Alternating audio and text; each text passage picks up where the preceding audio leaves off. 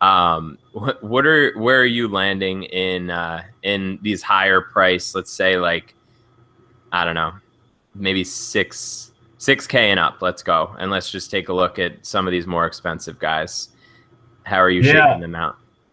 I'm looking at some of the lower end guys in particular. I mean, it's hard to get away from Le'Veon, even though he's coming off a rough game. He's going to be home. Minnesota's defense isn't as good as they played, I think, on Monday night. So I think Le'Veon is still in play just for that floor. I'm not as big on Shady this week, even though he'll probably be the majority of their offense. Same thing with Zeke. I'm not a huge fan of him in Denver. I'm really kind of zeroing in on a couple players. One, Melvin Gordon. I think he looked pretty damn good on Monday, playing against a Miami team who's got to travel across the country, and obviously we're dealing with some of the hurricane layover as well. So I really think Melvin Gordon has a good chance to reach value, especially in cash. Mm-hmm. And then I'm going to say Leonard Fournette also. I mean, dude just looked like a monster up against a really strong Houston Texans defense. So I think there's the guaranteed touch floor there for Fournette. Even though TJ Yeldon might be coming back this week to steal a couple receptions, I just think Fournette's just an absolute monster. Will get a ton of touches and has 2 touchdown upside against a team that got absolutely run over by Marshawn Lynch last week. Oh yeah, absolutely. I'm fully on board with that. I mean, just looking at the game log from last week, you could tell that that Marone doesn't really want to run. I mean, Marone doesn't really want to pass at all. So Fournette is going to be just super safe, I feel like, all year. I think his price is going to jump within the next couple of weeks. So this might be one of your last chances to really get him, at a reasonably cheap price. He's still under Gurley. I could see him leapfrogging Gurley, Hunt, even maybe Gordon, depending on the week. So I'm with you there. Outside of that, I think I'm going to fade Le'Veon. If I'm paying up for quarterback, I'm going to end up stacking with some of those expensive wide receiver options, and I'm going to have to find some value at the running back position. And I think there's plenty of it this week. So as we start to go down, I mean, right under 6K, you have, I mean, Dalvin Cook was a big part of that offense the other night. And I think Shermer came out today and said that they're looking to get him like 25 touches a week. I think that floor that he appears to have at 5,900 is pretty enticing. And then obviously Ty Montgomery is just going to be uber chalk. Like he's going to be, I can't even estimate what his ownership is actually going to be. Because I can't overstate it. Like it's going to be insane, I think. So that's definitely, somewhere to look. Is there anybody else in the 5K range that's appealing to you besides those two? Or maybe you're not into Cook. I don't know. What are your thoughts there? So I'm not as high on Cook. I do think, and you alluded to him earlier, Marshawn Lynch is probably a really nice play as well for 6K, playing at home against the Jets as a 14-point favorite. He does have 2 touchdown upside for sure. Yeah. I think also in GPPs, you could try to get Mike Gillislee in a lineup. Obviously, he's not going to catch a ton of passes out of the backfield. But again, as we saw in week 1, he can score multiple touchdowns. And to give you that value and really have a large multiplier on what you're paying for somebody, he could be the guy to do it playing in New Orleans. So I think Gillislee could be nice at 5,700. But yeah, no, I'm totally on the Tymont train this week. I think he's a stone cold lock for all my cash games. Yeah, I mean, I don't know how you could get away from him, honestly. I mean, Atlanta has been historically bad over the last couple of years, giving up receiving yards to running backs. They've been the dead worst the last 2 seasons. And if you watched any of the game this past week, you saw what Tariq Cohen did to them. So just don't play around. Don't overthink it. Time on in cash. Just do it. And I mean, I can see an argument for fading him in a GPP because of his ownership, but even there, I'm having a hard time sort of figuring out if I can even fathom that at 5,800. If he was Fournette's price, we'd be having a different conversation maybe, but 5,800 is way too low for him in that game.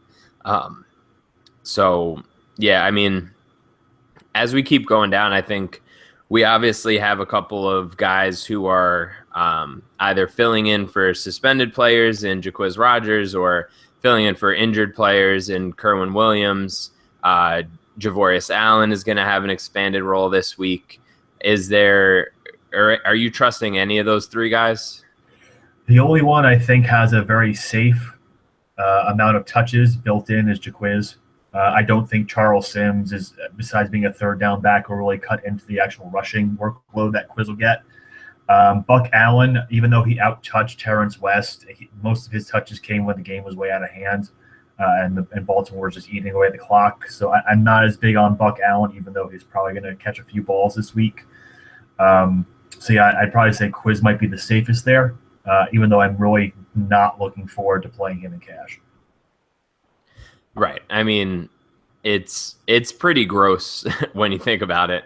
But I mean, Cutter gave him a reasonable opportunity last year in his limited games that he was sort of the featured back there, and I think we can project that to be the case again this year, at least for the first couple of games while Martin's on suspension still.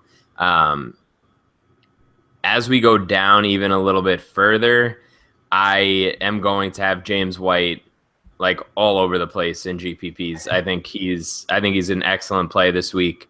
It's a good way to get a little bit of exposure to that game, and I think he's going to be pretty heavily involved. What are your thoughts on White?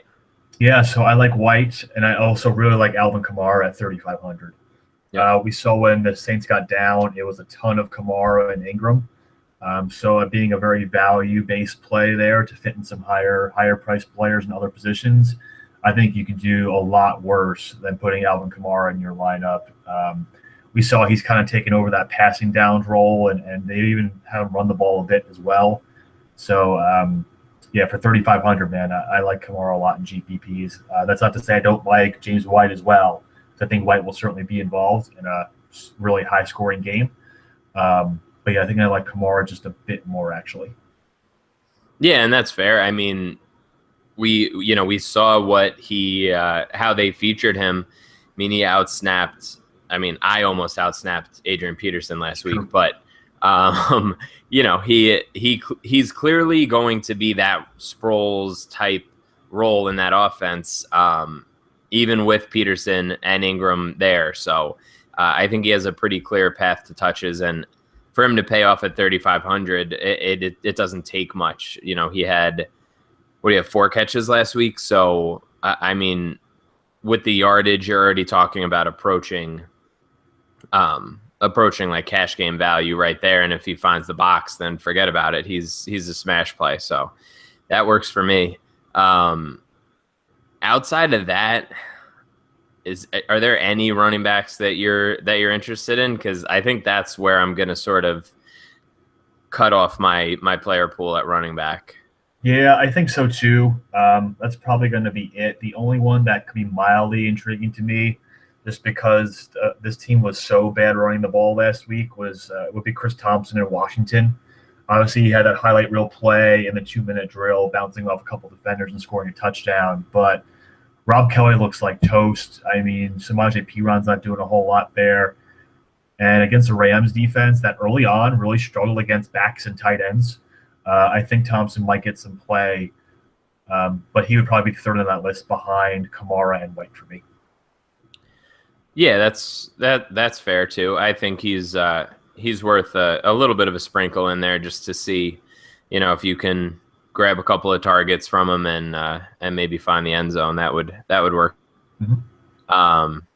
Yeah, I mean, outside of that, unfortunately, I can't give any love to Crowell this week going up against Baltimore. It pains me, but I can't do it. So, Yeah, I think that pretty much does it for running back. McCaffrey, I think, is a reasonable play as well. I'm not the biggest fan of him. You know this about me, but they used him. I mean, if he's going to see that many opportunities every week, he's obviously a talented enough guy that he can take advantage of that. So I'm curious to see how they use him, in different game scripts and sort of how the season evolves and see what ends up happening with him. But I think he's a reasonable play as well. But I almost feel like and I'm going to make a golf analogy, so everybody's probably going to turn off their phone. But I feel like he's sort of like a Ricky Fowler type where he's just so popular in sort of like the lexicon that he's going to go a little higher owned than he needs to every week. That's just my opinion. I think that there are going to be spots during the year. This isn't one of them, but there are going to be spots during the year where he goes way over owned in a bad situation just because of the name. That's sort of my feeling on it, but I just had to give a little dig to McCaffrey before I got out of that. That's all right. Yeah, I mean, speaking of name recognition, just real quick before we finish up, what do you feel about Kareem Hunt this week? I mean, it's hard to argue what he did. What he did last week. I'm not terribly scared of the Philly D. And if they're gonna include him, give him the touches that he saw and the usage that he saw against New England, I don't know how you can't play him. That being said, he did break off a couple of long plays, obviously, which you can't just throw out. But I think he was only in on like 57% of snaps or something like that. It was like way lower than I thought. So he got opportunities when he was on the field, but he wasn't really, he wasn't like pushing 70% snaps or 75% snaps. So that's definitely something to keep an eye on. If his efficiency isn't super high and he's only going to see 55-ish% of snaps, then he's going to be somebody that regresses a little bit. So I just don't see how like Hunt can be that efficient and Hill can be that efficient with Alex Smith. And like Kelsey's going to factor in at some point. So I'm very curious to see how that game goes because it feels like the Kansas City New England game was like a month ago at this point. Right. Yeah. How are you landing on him? Are you high on him this week? I'm not as high on him. As I said before, I'm much higher on Gordon. And that snap percentage is a bit disconcerting. He's still having issues picking up pass protection. So you saw some Strakantic West. And so I'm not huge on Kareem Hunt this week, even though he's home and a home favorite. Not one of my top few plays. Yeah, and that's fair. I mean, I think he's gonna see a ton of ownership. And to be totally frank, we don't know what he is yet. He could end up being that guy. He could have this crazy top 5 running back upside every single week. He flashed it already, but what if he's not? What if 6,800 is an outrageous price for him when we're talking about this in 6 or 7 weeks? Mm-hmm. So I tend not to go too overboard just off of one game. And with reasonable options around his price, like you said, I'm fully in just on the Chargers in general this week. So I don't know how much exposure I'm going to be able to get to Gordon because as we transition into wide receivers, I like Keenan Allen a ton this week. But yeah, I think he's not somebody that you're just outright fading because he clearly showed that he's talented last week. So, right.